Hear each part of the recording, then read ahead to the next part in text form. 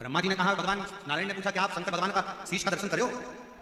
शीश का दर्शन करो। केवल 33 कोटि देवता में केवल एक देव है, देवदेव महादेव, केवल एक है, जिनका पूरा परिवार शिवलिंग के उस स्वरूप के अंदर विराज। आप दर्शन करिए। जैसे ये शिवलिंग है, ये जलाधारी है, ये सामने चरण है,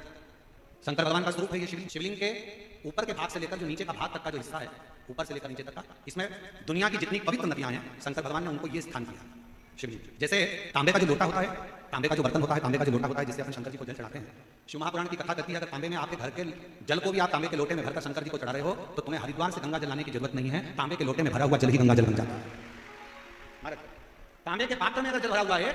क्यों कहा कि मंदिर का जल नहीं, अपने घर से जल लेकर, अपने घर से, क्योंकि दुविधा कहां पर है, घर पर, दुख कहां पर है, घर पर, कष्ट कहां पर है, घर पर, बीमारी कहां पर है, घर पर, तकलीफ कहां पर है, घर पर, अपने घर का जल भरो तांबे के लोटे में लेकर शंकर जी के मंदिर जाओ। हरिद्वार का लाया हुआ जल नहीं है गंगा जल, कहीं से लाया हुआ गंगा जल नहीं है, कोई जरूरत नहीं, अपने मटके का पानी भर लो, अपने हंडे का पानी भर लो, अपने घर का लोटा भरकर जल लो। तांबे के लोटे में जब जल भरकर लेकर जाओगे तो तांबे का पात्र सारे जल को भी गंगा जल